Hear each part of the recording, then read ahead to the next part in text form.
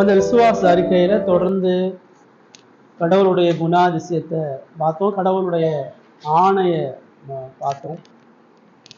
இன்னைக்கு 4ஆம் அதிகாரத்தை நம்ம பார்க்கணும். 3 அதிகாரம் அதில் பார்த்து முடிச்சிருக்கிறோம். இன்னைக்கு 4ஆம் அதிகாரம் கடவுளுடைய படைப்பு. 20வது பக்கத்துல முதல் 2 அத்தியாயத்தை வாசி. அதிகாரம் 4. கடவுளின் படைப்பு.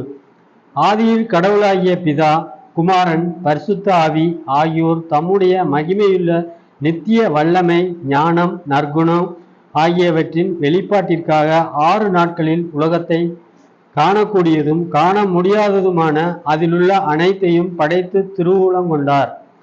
அவை அனைத்தும் மிக நல்லவையாக இருந்தன.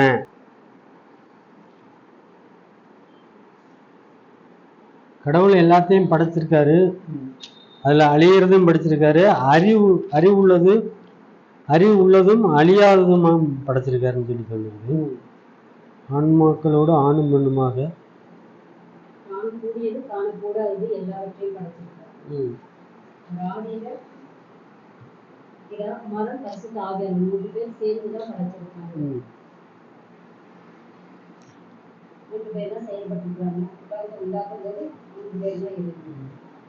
அதுல ஒரு விஷயம் என்னன்னா, மனித இனத்தை அவருக்காக வாழ வேண்டி வாழ்க்கையை கொடுத்து படைத்தார்.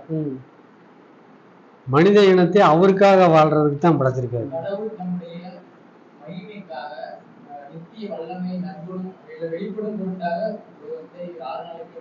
சரி,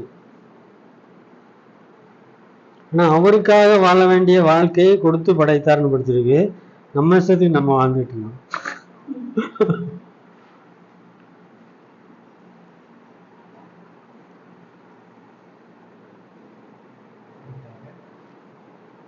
அவருக்காக வாழ வேண்டிய வாழ்க்கையை கொடுத்து படைத்தார். அவருக்காக, இயேசுவுக்காக நம்மளை படைச்சிருக்காரு. அப்படி ஆனா நம்ம இஷ்டத்துக்கு நம்ம அதான் அப்படிதானே வாழ்றோன்ற. இந்த படைப்பை பத்தி முதல் ஏன் விசுவாச அறிக்கை சொல்ல வேண்டியதா இருக்குது? உலகத்துல எல்லாமே என்ன சொல்ல, எல்லாத்தையும் கடவுள் தாங்க படைச்சாரு அப்படின்றான். எல்லாரும் எல்லா மதத்திலையுமே எல்லாத்தையும் கடவுள் தான் படைச்சாரு, கடவுள் ஒருத்தர் இருக்கிறாரு, நம்மளை தாண்டிய சக்தி இருக்குது, அவங்க தான் படைச்சாங்கன்றாங்க. அவங்க படைப்பை புரிஞ்சுக்கிறதுக்கும் நம்ம படைப்பை புரிந்து கொள்வதற்கும் என்ன வித்தியாசம்? இன்னொன்று, என் விசுவாச அறிக்கையில படைப்பை குறித்து நான் ஏன் புரியணும்?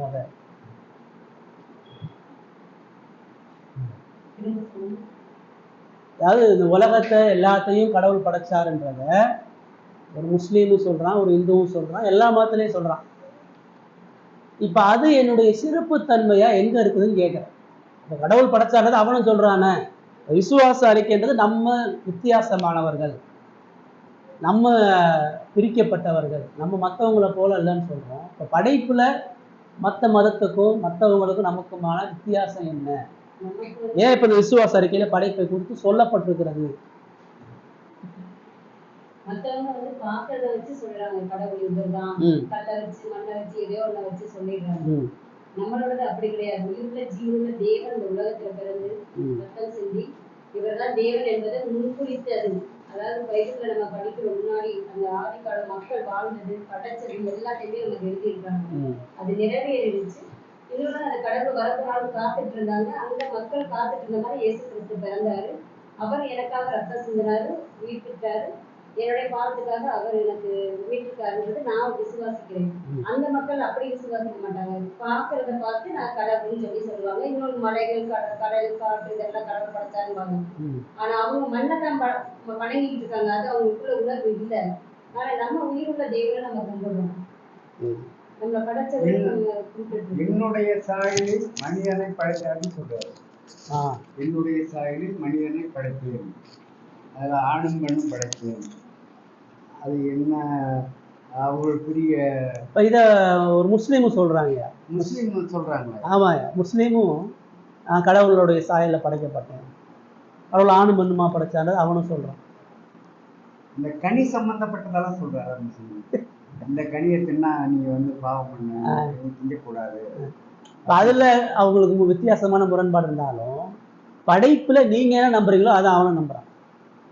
அதை தாண்டிங்க பாஸ்டர், நம்மளை எதுக்காக படைச்சிருக்காரு, நம்ம மனுஷனா எதுக்கு பிறந்தோம் அப்படின்ற விஷயத்த ஆணித்தரமா வேதம் சொல்லுது. சரி, வேதத்தை நான் விசுவாசிக்கிறேங்கிறதுக்காக இல்லை, உலக படைப்பும் ஆதியில தேவன் வானத்தையும் பூமியும் படைச்சார் அப்படிங்கிறது முடிவும் ஆரம்பமும் எல்லாமே வேதத்துல இருக்குதுன்றத விசுவாசிக்கும் போது நம்மளுடைய படைத்த ஆண்டவர் தான் உண்மை அப்படின்றத நம்ப வைக்கணும்.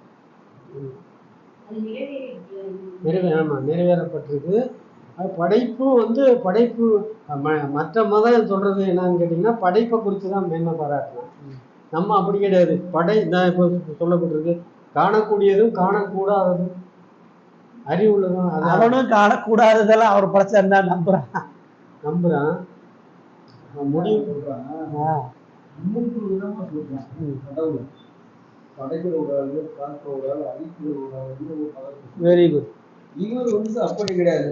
எல்லாத்தையும் நானே தான் படைக்கிறேன், நானே தான் ஆளுகிறேன், நானே தான் எல்லாத்தையுமே நடத்துறேன், நானே தான் அழிக்கிறேன். தனித்தனியா ஒரு பிறவி கிடையாது. இவரும் தான் பிதா குமாரன் ஆவியா படைச்சாருன்னு சொல்லுது. அதான் இல்ல, மூன்றுமே ஒரே தன்மையில தான். மற்றவங்களை பிரிச்சு பார்க்கறாங்க. ஒவ்வொருத்தரும் இது படைக்கும் போது ஒருத்தர் படைச்சிட்டாரு, அவர் விட்டுட்டாரு, அப்புறம் ஒரு ஆள் அழிக்கும் போது ஒரு ஆள் தான் இப்படி நினைச்சிட்டு இருக்கிறாங்க. அது கிடையாது. சரி, இப்ப முதல்ல என்ன பார்க்கணும்னா, இது பெரிய பெரிய கள்ளப்போதனைக்கு நம்ம தற்காத்து கொள்றதுக்கு முக்கியமா என்ன சொல்லணும்னா, இப்போ குமாரன் படைக்கப்பட்டவர்னு கிறிஸ்தவத்திலே சொல்றாங்க ஒரு குரூப். இதா படைச்சாரு, குமாரன் ரட்சிப்பை கொடுத்தாரு, இன்னைக்கு ஆவியானவர் சபையை ஆள்றாருன்னு சொல்றாங்க. இயேசு படைப்புல முதல் பிறந்த படைப்புன்னு யெகோவா விட்னஸ் சொல்றான், செவன்த் டே சொல்றான், முஸ்லீம் சொல்றான். எல்லாத்தையும் படைக்கிறதுக்கு முன்னாடி இயேசுவை படைச்சிட்டு அப்புறம் எல்லாத்தையும் படைச்சாரு அப்படின்னு சொல்றாங்க. அப்ப இயேசுவை படைப்பினுடைய முதல் நபரா தான் சொல்றாங்க. அவர் படைத்தவன்றதை அவங்க சொல்லல. எதிர்காலத்துல இப்படிப்பட்ட கள்ள போதனை வரும், இயேசுவை கடவுள் இல்லைன்னு சொல்லிடுவாங்க, ஆவியான ஒரு கடவுள் இல்லைன்னு சொல்லிடுவாங்க, திரித்துவமா இணைந்து படைப்பை படைத்தார்கள்னு சொல்ல மாட்டாங்க. இதுதான் நம்ம உலகத்துக்கு நமக்குமான முதல் விஷயமே. அதான் அது பிரதானமா என்ன சொல்லுது, படைப்பு முழுமையாக பிதாவால குமாரனால ஆவியால படைக்கப்பட்டார். அதுதான் கீழே உள்ள வசனம். யோபு 26 ஆவியானவர் படைச்சாருன்னு சொல்லுது. ஆதியாகமம் 1:30 பிதாவாகிய தேவன் படைச்சாருன்னு சொல்லுது. யோவான் 1:2 குமாரனாகிய கிறிஸ்து படைச்சாருன்னு சொல்லுது. எபிரேயர் கொலோசியர் எல்லாம் திரித்துவ தேவனாக படைக்கப்பட்டது அப்படின்னு நமக்கு சொல்லுது. இதை நம்ம என்னைக்குமே நம்முடைய சிந்தையில இருந்து அகற்றிடக்கூடாது. படைப்புன்னு சொன்னா பிதாவை உயர்வா, குமாரனை கம்மியா, ஆவியானவரை 3ஆவது இடத்துக்கு வைக்கக்கூடாது. 1ஆம் நம்பர், 2ஆம் நம்பர், 3ஆம் நம்பர் அப்படிலாம் கடவுள் இல்லை. ஒரே கடவுள் 3 தன்மையில படைப்புலே இருக்கிறாரு, ரட்சிப்புலே இருக்கிறாரு, நமக்கு எல்லா விதமான மகிமையில இருக்கிறார். அதுதான் பிரதானமா சொல்லுது. இன்னொன்னு, இந்த படைப்புகள் கடவுளுடைய வல்லமையையும் ஞானத்தையும் கடவுளுடைய நற்குணத்தையும் சொல்லுதுன்னு புறஜாதியால சொல்ல முடியாது. ஒருவேளை கடவுள் வல்லமையா படைச்சாரு, ஞானமா படைச்சாருன்னு சொல்லுவான். கடவுளுடைய இருதயத்தினுடைய தன்மை, கடவுளுடைய ஆளுகை, இதை எதையுமே அவனால சொல்ல முடியாது. பைபிள் தான் நமக்கு ரோமர் 1ஆம் அதிகாரத்துல தெளிவா சொல்லுது. பார்க்கக்கூடிய ஒவ்வொரு படைப்பும் ஒரு சின்ன இலையில கூட ஒரு மனுஷனால உருவாக்க முடியாது. அந்த இலையில இருக்கக்கூடிய மூலக்கூறுக்கள், லட்சக்கணக்கான மூலக்கூறுல ஒரு இலை வருது. ஒரு சிறிய பூச்சியில இருந்து ஒரு பெரிய மிருகத்துல இருந்து எதையுமே மனிதனால இன்னும் ஆராய்ஞ்சு முடியல. அறிவியல் இன்னும் அறிஞ்சுக்கிட்டே தான் போகுது. இதுல இருந்து இது வருதுங்க, இது இப்படி இருக்குன்னு அவன் சொல்லதான் செய்யறானே ஒழிய அதனுடைய கோர் எங்க இருந்து உருவானுச்சுன்னு அவனால சொல்ல முடியாது. எல்லா படைப்பையும் ஆராய்ந்து அதனுடைய அடிப்படை என்னன்னு அறிவியல் நமக்கு சொல்லாது. அத பைபிள் நமக்கு சொல்லுது. எதை பார்த்தாலும் பிரமிப்பா, ஆச்சரியமா, ஞானமா, எல்லா மரத்தோட இலையும் பச்சையா தான் இருக்குது. ஆனா நீங்க போய் பாருங்க, எல்லா பச்சையும் ஒரே பச்சையா இருக்காது, எல்லா இலையும் ஒரே அளவுல இருக்காது, எல்லா இலையும் ஒரே வடிவத்துல இருக்காது, எல்லா இலையும் ஒரே டேஸ்ட்ல இருக்காது. முருங்கை இலை வேற, வேப்ப இலை வேற, புளிய மரத்து இலை வேற, கோடிக்கணக்கான மரம் இருக்குது, கோடிக்கணக்கான மரத்துடைய கலர் ஒத்து இருக்காது. நீ வெளியே இருந்து பார்க்க எல்லாம் பச்சையா தெரியுதுன்றது. ஒரு பச்சைக்கு இன்னொரு பச்சைக்கு ஆண்ட வித்தியாசத்தை கொடுக்குறாரு. ஒரு இலையிலேயே இவ்வளவு வேறுபாடு, இவ்வளவு வேற்றுமை இருக்கு. ஒரு மிருகத்துல வேற்றுமை இருக்கு. நம்ம பார்க்குற எல்லா மனுஷன் வேற்றுமை. ட்வின்ஸா ரெட்டை குழந்தையா பறக்குறான், குரல் வேற மாதிரி இருக்கும், உடம்பு உயரம் எல்லாம் ஒரே மாதிரி இருக்கும், சுபாவம் வேற மாதிரி இருக்கும். இது எல்லாத்தையும் கடவுள் உருவாக்கி நான் ஞானம் உள்ளவர், நான் வல்லம் உள்ளவர், படைப்ப தேவன் மகத்துவமானவர் படைப்பு சொல்லுது. இந்த படைப்பு எல்லாத்தையும் நன்மைக்காக படைச்சாரு. ரெண்டாவது பத்தி என்ன சொல்லுது, எல்லா படைப்பிலையும் மனுஷன் எவ்வளவு வித்தியாசமானவன்னு சொல்லுது. சயின்ஸ் சொல்லுது மனுஷன் ஒரு சமுதாய விலங்குன்னு சொல்லுது. மனுஷன் மிருகத்தினுடைய பரிமாண வளர்ச்சி அப்படின்னு சொல்லுது. நாகரீகம் அடைந்த மிருகம் மனிதன் சொல்றாரு அறிவியல். ஏன்னா மிருகத்துக்கு நாகரீகம் சமுதாய ஒற்றுமை இல்லை, மனுஷனுக்கு மட்டும்தான் இருக்கு. அதனாலதான் அவன் என்ன சொல்றான், குரங்குல இருந்து மனுஷன் வந்தான் அப்படின்றான். 18ஆம் நூற்றாண்டுல அது திருச்சபையை பாதிச்ச ரொம்ப ஆபத்தான போதனை. அந்த போதனை நம்ம கிறிஸ்தவத்துக்கு அடிப்படையா எல்லா சத்தியத்தையும் நிர்மூலமாக்கக்கூடிய சத்தியம். இன்னைக்கு ஸ்கூல்ல குரங்கு மனுஷங்க தான் சொல்லி கொடுத்துட்டு இருக்கிறான். செடியில இருந்து அமீபால இருந்து ஒவ்வொரு பூச்சியில இருந்து ஒவ்வொரு படைப்பு வந்துச்சுன்னா சொல்லி கொடுத்துருக்காரு. அதுக்கு ஆதாரம் இல்லை, நிரூபணம் இல்லை, எதுவுமே. நீங்கள் நான் அதான் கற்று வந்திருக்கிறோம். அது தப்பு. மிருகம் வேற, படைப்பு வேற, மனுஷன் வேற. உலகத்தான் மனுஷன் மரணத்தின் மூலமா அழிகிறான் நம்புறான். ஒரு சில மதம் மனிதனுக்கு அப்புறம் மரணத்துக்கு அப்புறம் வாழ்வு இருக்குன்னு சொன்னாலும் அந்த வாழ்வு நித்தியமானது, நிரந்தரமானதுன்னு மற்ற மதங்கள் சொல்றது. குரான்ல ஒருத்தன் சொர்க்கத்துக்கு போய் அவன் திரும்ப நரகத்துக்கு போக முடியும், அது சொர்க்கத்துல இருந்து இன்னொரு பிறவியா பறக்க முடியும்னு அவன் நம்புறான். இந்து மதமும் அதை சொல்லுது. 7 ஜென்மம் இருக்குது. ஒரு ஜென்மத்துல பூச்சியா, மிருகமா, அப்புறம் மனிதனா, அதுக்கப்புறம் கடவுளா, ஒவ்வொரு அவதார மனுஷன் எடுக்கிறான்னு சொல்லிட்டு யாருக்கும் மனிதனுடைய யதார்த்தமான உண்மை தன்மை மற்ற புறஜாதிகளுக்கு படைப்புகளுக்கு தெரியாது. நமக்கு மட்டும்தான் தெளிவாக தெரியும். மனுஷன்றவன் அவன் கடவுளுடைய சாயல்ல படைக்கப்பட்டான், கடவுளுடைய நீதியும் பரிசுத்தையும் படைக்கப்பட்டான், கடவுளை போல சிந்திக்கும்படியா பேசும்படியா படைக்கப்பட்டான், கடவுளை போல அழியாம இருக்கும்படியா படைக்கப்பட்டான். மரணத்துக்கு அப்புறம் அவனுக்கு நித்தியம் நிரந்தரமானது. இது எல்லாம் பைபிள் நமக்கு சொல்லும். இதுதான் நம்ம ஏன் விசுவாச அறிக்கையில படைப்பை வச்சிருக்கிறோம்னா, மற்ற மனிதன் படைப்பை பார்க்கறதுக்கு நீங்கள் நானும் படைப்பை பார்க்கறதுக்கு ஒரு பெரிய வித்தியாசம் இருக்குது, ஒரு பெரிய முரண்பாடு இருக்குது. நம்ம தேவன் வெளிப்படுத்துகிற வண்ணமாக நம்ம பார்க்கிறோம். அது மாத்திரம் இல்லாம கடவுள் தனது சாயலா நியாயப்பிரமாண சட்டத்தை கடவுள் வச்சிருக்கிறார். இது புறஜாதி சொல்ல மாட்டான்.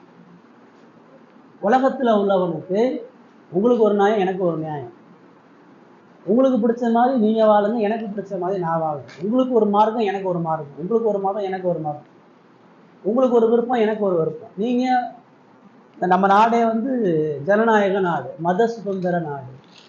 யார் யாரை வேணாலும் கும்பலாம், யாரை வேணாலும் பின்பற்றலாம், எது வேணாலும் வாழலாம். ஆனா வேதம் நமக்கு அப்படி சொல்லவே. வேதம் சொல்லுது எல்லா மனிதனுக்கும் ஒரே சட்டம்னு சொல்லு.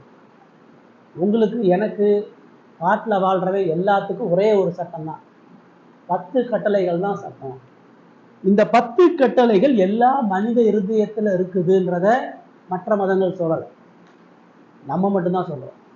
முழு உலகத்துக்கு ஒரே கடவுள்னா எல்லாத்துக்கும் ஒரே படைப்பு, முழு உலகத்துக்கு ஒரே கடவுள்னா எல்லாருக்குள்ளேயும் ஒரே மனசாட்சி இருக்கிறது.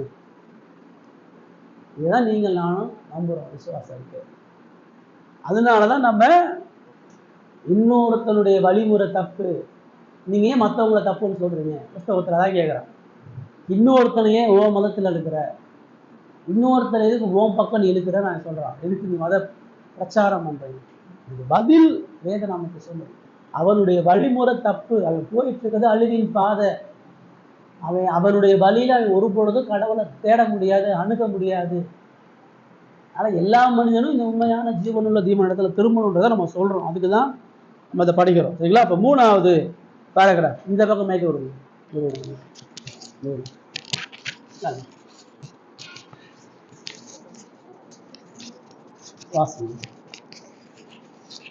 இருதயத்திலே எழுதப்பட்ட நியாய பிரமாணத்தை கொண்டிருந்ததோடு மட்டுமல்லாமல் நன்மை தீமை அறியக்கூடிய மரத்திலிருந்து எதையும் உணவாக கொள்ளக்கூடாது எனவும் அவர்களுக்கு கட்டளையிடப்பட்டிருந்தது.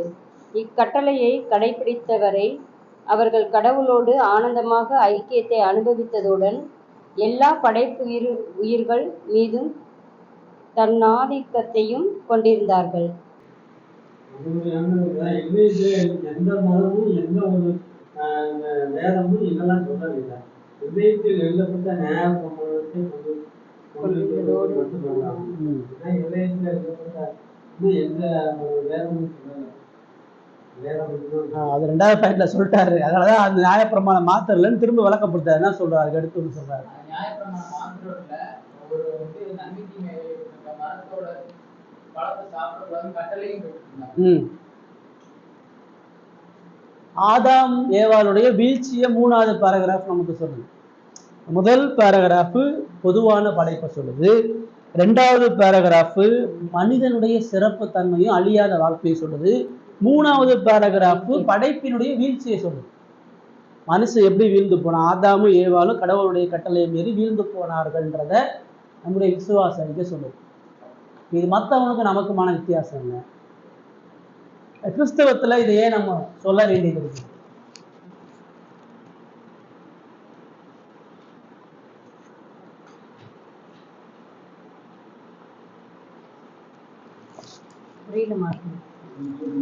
புரியலையா? முதல்ல இருந்தே புரியலையா? 3வது பாயிண்ட் போட்டு இப்ப பாருங்க, விசுவாச அறிக்கையில அவர் படைப்பை சொல்லி வராரு. அதுல புறஜாதிக்கு நமக்கு வித்தியாசம் இருக்குது புரிதல்ல. நம்ம படைப்பு நம்ம புரியுறது வேறன்னு சொல்றாரு. மனிதனை குறித்து உலகம் புரியுறது வேற, நம்ம புரியுதுன்னு சொல்றது வேற. 3வது அதே படைப்பு மனுஷன் பாவத்துல விழுந்தான்னு சொல்லுது. அதுவும் இந்த உலகத்தான் சொல்றதுக்கு நமக்கு சொல்றதுக்கு வித்தியாசம். சொல்ல போனா கிறிஸ்தவத்திலே வித்தியாசம் இருக்கு. ரோமன் கத்தோலிக்க என்ன சொல்லுதுன்னா, மனுஷன் பிறக்கும் பொழுது அவன் பாவியா பிறந்தாலும் அவன் கடவுளுக்கு பிரியமா வாழக்கூடிய திறமையோட பிறக்கிறான்னு சொல்லுது. அதாவது அவன் நினைச்சானா கடவுளை பாவத்தை கட்டுப்படுத்தி நேர்மையா அவனால வாழ முடியும்னு சொல்லுது. ஒரு சில கிறிஸ்தவ சபைகள் என்ன சொல்லுது, மனுஷன் பாவத்தோட பிறக்கல, வளர்ந்ததுக்கு அப்புறம் தான் அவன் பாவியா ஆகுறான். சமுதாயம் தான் ஒரு மனுஷனை கெட்டவன் ஆகுது, குழந்தையும் தெய்வமும் ஒண்ணு. இதை புறஜாதி சொல்றான். பிறக்கும்போது குழந்தைக்கு நன்மை தீமை தெரியாது, குழந்தை கடவுளுக்கு சமானம், குழந்தை போய் சொல்லாது, இதெல்லாம் சொல்லிட்டு அதுல நம்ம எப்படி முரண்படுறோம்? இல்லை, ஒவ்வொரு மனிதனும் பாவத்துல கர்ப்பவதியா உற்பவிக்கப்பட்டு அது பிறக்கும் பொழுதே பாவ சிந்தையோட பிறக்கிறான்னு சொல்றாங்க. இது ஏன் முக்கியம்? நமக்கு பிரதானமானது. எல்லாரும் பாவத்தோட பிறக்கிறான்னு நம்ம ஏன் சொல்றோம்னா, எவனும் நல்லவன் இல்லைன்னு சொல்றது, எவனாலையும் கடவுளை சேர முடியாதுன்னு சொல்லணும். யாரும் நீதிமான் கிடையாது, யாரும் தனக்குள்ளாக பக்தியை வளர்த்து கொள்ள முடியாது. உயர்ந்தவனும் இல்லை, தாழ்ந்தவனும் இல்லை, எல்லாரும் வீழ்ந்தவன். இதை மற்றவன் சொல்ல முடியாது, மற்றவன் சொல்ல மாட்டான். அவன் என்ன சொல்றான்? என்னால பாவத்தை ஜெயிக்க முடியும்ன்றான். உன்னை நம்புன்றான், உன்னை நம்பு, உன்னால முடியும்ன்றான். நீ நினைச்சா உனக்குள்ள ஒரு சக்தி இருக்கு, அந்த சக்தியால நீ ஜெயிக்க முடியும், நீ பாவத்தை மேற்கொள்ள முடியும். எல்லாமே உன்னுடைய மனசு கட்டுப்பாடு தான். நீ ஒழுக்கமா வாழணும்னு நினைச்சா நீ ஒழுக்கமா வாழலாம். எண்ணம் போல் வாழ்வுன்னு சொல்லுவாங்க புறஜாதி. எண்ணம் போல் வாழ்க்கை, நீ என்ன நினைக்கிறியோ அதான் வாழ்க்கை. எண்ணமே சரியில்லையே, எண்ணமே அக்கிரமமாக பாவமாக தான் இருக்கு. அப்ப அதை தான் அவங்க கொஞ்சம் பதிவு செய்யறாங்க. ஒரு மனுஷனை படைச்சாரு, ஒரு பெண்ணை படைச்சாரு. இதுலயும் மற்ற மதங்களும் நிறைய கிறிஸ்தவ சபைகளும் கூட அதை நம்புறது. நிறைய பாஸ்டர்ஸ் மத்தியில கூட பரிணாம கொள்கை உண்மையா இருக்கலாம் அப்படின்ற ஒரு சிந்தனை. தேவன் வேதத்துல தெளிவா சொல்றாரு, மனுஷன் முழுமையா பாவத்துல வீழ்ந்தாங்க. ஆதாமுடைய வீழ்ச்சியில தான் முழு உலகமும் இருக்குது. இது ரொம்ப அடிப்படையான நமக்கு புரிதல். இதனாலதான் நம்ம யாரையும் நம்ப கூடாது, யாரையும் நம்ப முடியாது. பாவம் இல்லாத எந்த மனிதனும் பிறக்க முடியாதுன்னு நம்ம சொல்றோம். ஏன்னா இந்த படைப்பை நீங்க சரியா புரிஞ்சீங்கன்னா தான் இயேசுவினுடைய ரட்சிப்பை சரியா புரியுங்க. இன்னொன்னு பார்த்தா, ம் ஒவ்வொரு ஜாதிகளையும், ம் ஜாதினா இயற்கை ஜாதிகள், ம் பறவை ஜாதிகள், மீன் இனங்கள், அது மாதிரி ஒவ்வொன்றையும் தனித்தனியா அதோட ஜாதிப்படி தான் படைச்சிருக்கிறேன். ம் அதே போலதான் மனிதனையும் மனித ஜாதியில படைச்சிருக்கிறேன் ம் அப்படின்னு விளக்கமா நம்ம பைபிள் இருக்கு. ம் வேற எல்லாருமே வந்து அதுல தோணுச்சு, இதுல தோணுச்சு, இதுல தோணுச்சு, அப்படியாகி இப்படியாகி வந்தா கோடி வருஷத்துக்கு முன்னாடி ம் அப்படின்னு அதைத்தான் நம்பிக்கிட்டு அதான் சொல்லிட்டு இருக்கோம். ம் ஆனா இவர் என்ன சொல்றாரு, மனிதன் மனிதன் தான் வந்தான், ம் கரடி கரடியில தான் வந்தது, ஆட்டுக்குட்டி ஆட்டுக்குட்டியில தான் வந்தது அப்படின்னு தெளிவா நம்மளுக்கு உலகம். ரைட். அப்போ புரியுதா? வீழ்ச்சி வந்து படைப்பு சொல்லுது, அதை நம்ம விசுவாச அறிக்கையில நம்ம அதை முன்னுரைப்படுத்துறோம். ரைட். இப்போ தெய்வீக பராமரிப்பு, அதில் ஒரு 2 காரியத்தை பார்க்கலாம். மைக் அப்படி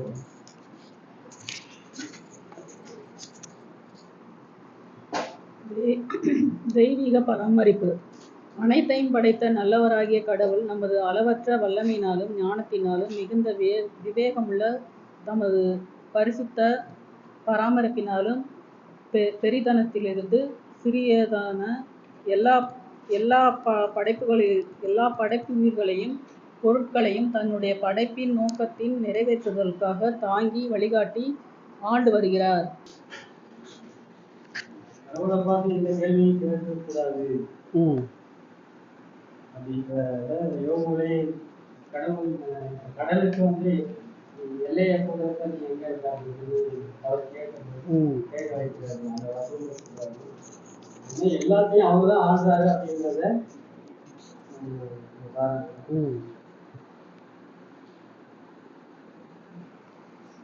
அவருடைய வல்லமையினாலும் ஞானத்தினாலும் எல்லாவற்றையும் அவர் பராமரித்து வர்றாரு. சிறிதானுக்கு பெரிதானுக்கு எல்லாவற்றையும் அவர் தான் ஆளுகை பண்றாரு. இதை தாண்டி நம்பும்போது எப்படின்னு கேட்டீங்கன்னா, அந்த உலகத்துல வாழ்றது வந்து இயேசு கிறிஸ்துவ விசுவாசிச்சோம் அப்படின்னா எவ்வளவு மோசமானவங்களுக்கு நம்ம வாழ முடியும், நம்ம இருக்க முடியும், நம்ம ஜெயித்து உலகத்தை நான் ஜெயித்தேன்னு இயேசு சொன்னாங்க. அந்த வசனம் தான் ஞாபகம். இந்த உலகம் வந்து அற்பமானது அவர் படைச்சதுன்னா, அந்த உலகத்தை நம்மளே மதிக்கல அவங்களே படைச்சிருக்காரு. ஆனா அவனை அப்படிதான் படைச்சிருக்காரு அப்படின்னு யோசிச்சு அவன் வந்து கெட்டதான் நல்ல மாதிரி நல்ல கடை தராது, சுத்தமான கெட்ட கடை தான் இருக்குது அப்படின்னு இருக்கும்போது நம்ம யாரையும் யோசப்படாது. ஆண்டவருடைய பிள்ளைய நம்மளே தெரிஞ்சுக்கிட்டாருன்னா நம்ம அவருக்கு பிரியமா வாழணும் அப்படின்றத அனைத்தையும் ஆண்டு கடவுள் அனைத்தையும் ஆண்டு வருகிறார். அவங்களே ஆடுறாரு, நம்மளே ஆடுறாரு. ஆனா ஒருத்தர் திருத்தணும்னு நினைக்கிறது தப்பா நினைக்கிறீங்க. திருத்தணும் தப்பா நம்ம திருத்த முடியாது.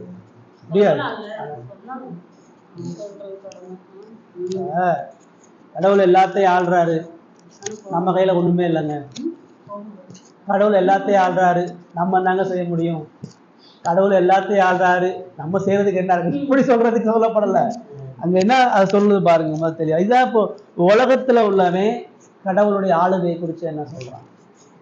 இப்போ கொரோனா வரும் பொழுது நிறைய பேர் என்ன சொன்னாங்க, அது கடவுளுடைய கட்டுப்பாட்டெல்லாம் மீறிடுச்சுங்க. சுனாமி வரும் பொழுது இயற்கையுடைய சக்தியை கடவுளால கூட கட்டுப்படுத்த முடியாதுன்னு ஒரு கூட்டம் சொன்னாங்க. அல்லது இந்த பூகம்பத்தில் நிறைய பேர் செத்து போகும்பொழுது கடவுளுக்கு கண் இருக்கான்னு போஸ்ட் அடிச்சு ஓட்டினாங்க. அப்ப கடவுளுடைய ஆளுகையை குறித்து இயல்பான மனிதனுக்கு என்ன சிந்தனை இருக்குதுன்னு சொன்னா, அவரால் எல்லாத்தையும் செய்யற அளவுக்கு வல்லமை கிடையாது. கடவுள் இந்த உலகத்தை நல்லா மாற்ற விரும்புறாருங்க. ஆனா தீய சக்திகளை கடவுள் வந்து செயல்பட விட மாட்டேங்குது. கடவுள் என்ன பண்ண, அவர் போராடிட்டே இருக்கிறாரு. ஆனா தீய சக்திகள் கடவுளை விட மாட்டேங்குது. பிசாசினுடைய வல்லமை அதிகமா இருக்குது. பிசாசு வந்து கடவுளை செயல்பட விடாம தடுக்கிறான். பிசாசு கடவுளுடைய ராஜ்யத்துக்கு எதிராக தீங்குகளை நினைவிக்கிறான். எல்லாம் பிசாசுகள், கெட்ட ஆவிகளுடைய செயல். இந்த கிறிஸ்தவத்திலையும் சொல்றாங்க நிறைய இடங்கள். சரிங்களா? வேதம் வந்து அப்படி சொல்லலை. வேதம் என்ன சொல்லுன்னா, அவர் நினைக்கிறது மட்டும்தான் இந்த உலகத்துல நடக்கும். வானமா இருந்தாலும், பரலோகமா இருந்தாலும், பூமியா இருந்தாலும், பாதாளமா இருந்தாலும் அவருடைய அனுமதி தான் சொல்றாரு. உங்கள் தலையில் உள்ள மயிரெல்லாம் எண்ணப்பட்டிருக்கிறது. உன் தலையில இருந்து ஒரு முடி கீழே விழுகுனாலும் ஏன்ட்டு அனுமதி வேணும்ன்றாரு. நமக்கு தெரியாது. இந்த உலகத்தினுடைய நிகழ்வுகள் எல்லாம் என்ன நடக்குதுன்னு தெரியாது. அவர் சொல்றாரு, ஒருத்தன் வாயை திறந்து பேசணும்னா என்கிட்ட பர்மிஷன் கேட்கணும். ஒருத்தன் ஒரு சட்டத்தை அந்த உலகத்துக்கு கொண்டு வரணும்னா அவர் மேல சைன் பண்ணணும். அவர் அனுமதிச்சதான் இங்க சட்டம் நடக்கும். பிசாசு அழிவை கொண்டு வரணும்னாலும் அவர்கிட்ட போய் பர்மிஷன் கேட்கணும். நான் போய் அழிக்கலாமா அவர்கிட்ட கேட்கணும். அவருடைய அனுமதி இல்லாம கர்த்தர் கட்டளையிடாது இருக்க தீங்கு எப்படி நடக்கும்? அவர் தான் கட்டளை கொடுத்து தீங்கையும் வியாதியையும் இக்கட்டுகளை எல்லாத்தையும் அனுமதிக்கிறார். ஒரு மனிதனை கட்டுறது அவர் தான். ஒரு மனிதன் அழிவுக்கு நேராக நடத்துவதற்கான ஆளுகையை அவர் கொண்டிருக்கிறார். ஆட்சி அதிகாரம் அவருடைய எல்லையற்ற மகிமை ஞானம் வல்லம நீதி இது எல்லாவற்றிலும் அவர் மகிமைப்படும்படியாக அவர் நடத்துறாரு. முழு உலகத்துக்கு ஒரு ராஜா தான், அவர் மட்டும்தான் ராஜா. அவருடைய அதிகாரம் மட்டும்தான் சொல்லும். அதை யாரும் எதிர்க்க முடியாது, கேள்வி கேட்க முடியாது. அவர் போடுற ஆர்டருக்கு பார்வோன்ல இருந்து நேபுகாத் நேச்சார்ல இருந்து ரோம அரசாங்கத்துல இருந்து எல்லாரும் அடிபணியணும். அப்படிதான் அவர் வச்சிருக்கிறார். இந்த புரிதல் தான் கிறிஸ்துவர்களா உங்களுக்கு எனக்கு என்னத்தை கொடுக்குது? ஒரு பக்கம் நமக்கு ஆறுதலை கொடுக்குது. என்னது? எனக்கு என்ன நடந்தாலும் அவருடைய பெர்மிஷன் இல்லாமல் நடக்காது. எந்த தீமையும் அவருடைய அனுமதி இல்லாம என் வாழ்க்கையை நடக்காது. எனக்கு நடக்கக்கூடிய எல்லாவற்றிலும் அவர் மகிமைப்படுகிறவராக இருக்கிறார். என்னை அடித்தாலும், என்னை உதைச்சாலும், அவமானப்படுத்தினாலும், நான் நொறுக்கப்பட்டாலும், எனக்கு மரணமே வந்தாலும் அதன் மூலமா அவர் அந்த நாமத்துக்குரிய மகிமையை சொல்லியிருக்கிறார். அப்ப ஒரு புறம் அவருடைய ஆளுகை ஞானத்தை சொல்லுது, மறுபுறம் என்னுடைய பொறுப்பை சொல்லுது. அவர் எல்லாம் செய்யாத நான் அமைதியா இருக்கணும்னு சொல்ல, அவர் எல்லாத்தையும் செய்யறதுனால எனக்குள்ளாக அவர் எல்லா கிரியைகளையும் நடப்பிக்கிறதுனால நான் பயபக்தியா கீழ்ப்படிந்து நடக்கணும். அவர் நீதியின் ஸ்தானத்துல உட்கார்ந்து என்னுடைய கிரியைகளை பார்த்துட்டு இருக்கிறாரு, என் பேச்சை ஆளுகை செஞ்சுட்டு இருக்கிறாரு, என் செயல்களை ஆளுகை செய்யார். அப்ப அவருக்கு பிரியமானதை பேசணும், நடக்கணும், சிந்திக்கணும்.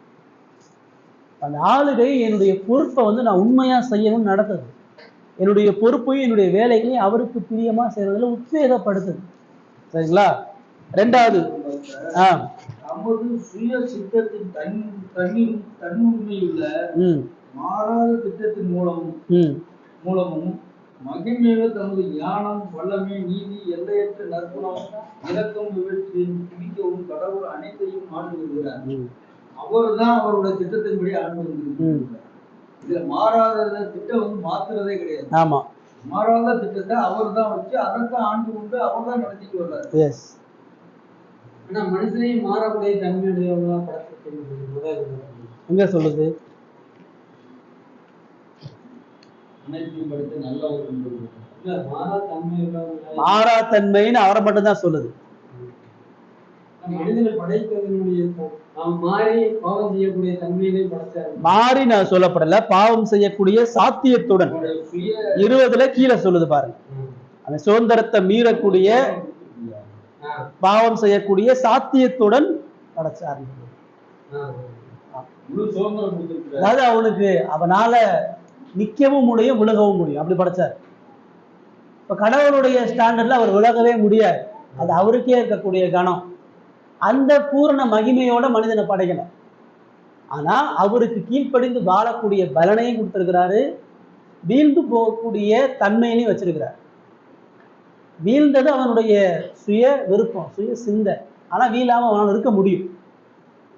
அது வீழ்ந்துருவான்றக்காண்டி அவனை படைக்கல, அது விழக்கூடாதுன்றக்காண்டி தான் அவனை படைச்சார்.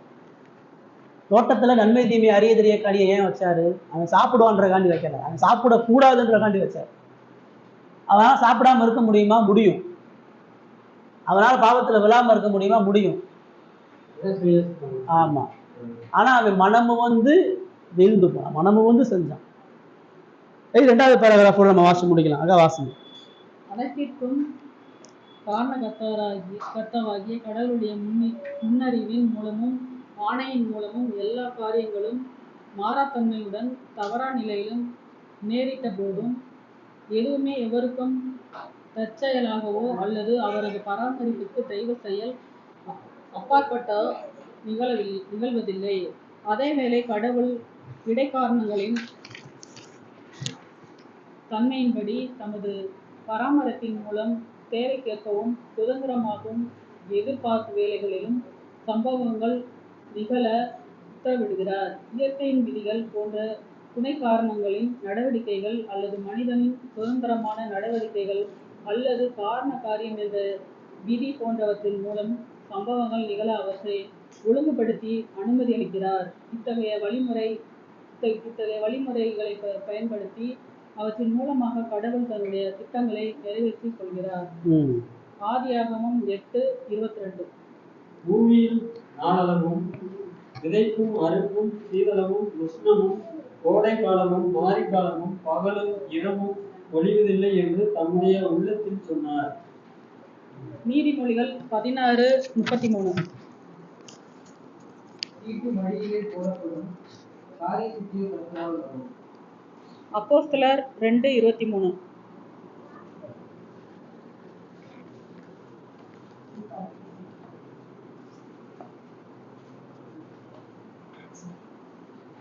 அப்படியிருந்தும் தேவன் நிர்ணயித்த ஆலோசனையின்படியேயும் அவருடைய முன்னறிவிப்பின்படியேயும் ஒப்புக் கொடுக்கப்பட்ட அந்த இயேசுவை நீங்கள் பிடித்து அக்கிரமக்காரருடைய கைகளினாலே சிலுவையில் ஆணியடித்து கொலை செய்தீர்கள். லூக்கா 22:22. தீர்மானிக்கப்பட்டபடியே மனுஷகுமாரன் போகிறார், ஆனாலும் அவரை காட்டிக் கொடுக்கிற மனுஷனுக்கு ஐயோ என்றார். 2வது பேராகிராஃப் என்ன சொல்லுது?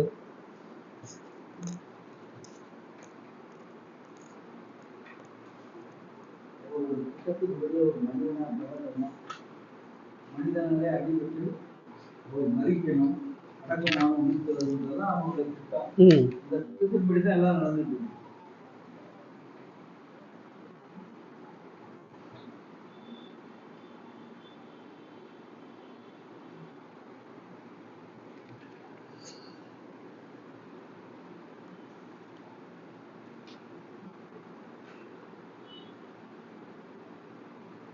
படைப்புகளை வச்சு அவருடைய திட்டங்களை நிறைவேற்ற பராமரிப்புல இயற்கையாவே எல்லாம் நடந்துருச்சு அப்படின்னு எல்லாம் சொல்லிடுறாங்க. அது இயற்கையாவே கிடையாது, அவரோட திட்டத்தின்படிதான் நடக்குது. அது விதியும் சொல்றாங்க. விதி போன்றவற்றின் மூலமாக சம்பவங்கள் நிகழ அவற்றை ஒழுங்குபடுத்தி அனுமதி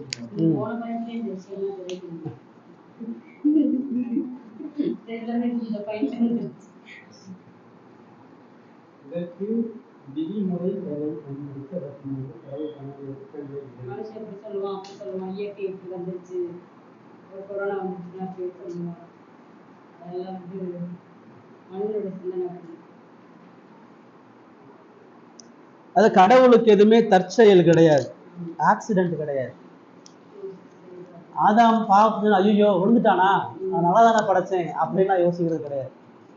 ஆதாம் பாவம் செஞ்ச உடனே அவர் ரொம்ப கூலா வந்து கேட்டார், ஆதாமே நீ எங்க இருக்கிறன்னு கேட்டார். அப்ப அதிர்ச்சி, விபத்து, எதிர்பாராத நிகழ்வு எல்லாம் உங்களுக்கு எனக்கு தான். அவருடைய திட்டத்துல அவருக்கு அதிர்ச்சியா யாரும் கொடுக்க முடியாது, அவருக்கு யாரும் ஆச்சரியப்படுத்த முடியாது. எந்த அதிர்ச்சியும் அவர் கிடையாது, எந்த ஆச்சரியமான காரியம் அவர் கிடையாது. எல்லாமே அவருடைய திட்டத்துல சாதாரணமான நிகழ்வு தான், அவருடைய பராமரிப்புக்கு அப்பாற்பட்டு. அதனாலதான் அவர் ஆதியாகமத்துல சொல்றாரு, பூமி இருக்கிற வரைக்கும் அதுக்கு மாரி காலமும் உஷ்ண காலமும் தீசனமும் உண்டாகும். உலகம் என்ன சொல்லுது? பூமி வெப்பமாயிட்டு இருக்குது,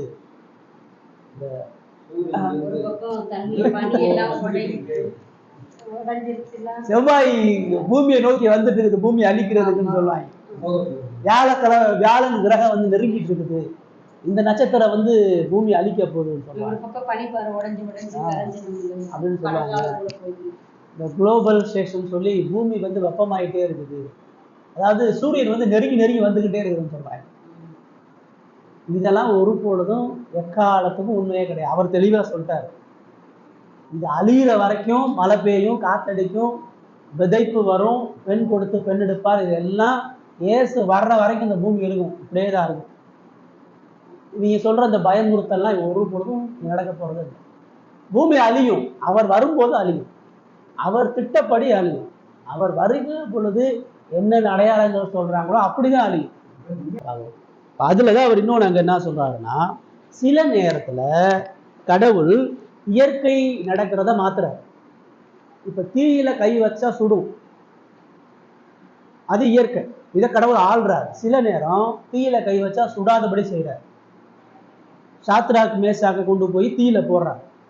நியாயமா தீக்குள்ள போட்டா ஒருத்தன் எருகி கருகணும். ஆனா அந்த இடத்துல அவன் கருகவும் இல்லை, எரியவும் இல்லை.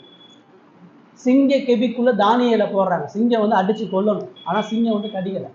இயற்கைக்கு அப்பாற்பட்டு சில நேர கடவுள் தனது வல்லமையை பயன்படுத்தி தனது மகிமைக்காக மாற்றி அமைக்கிறார்.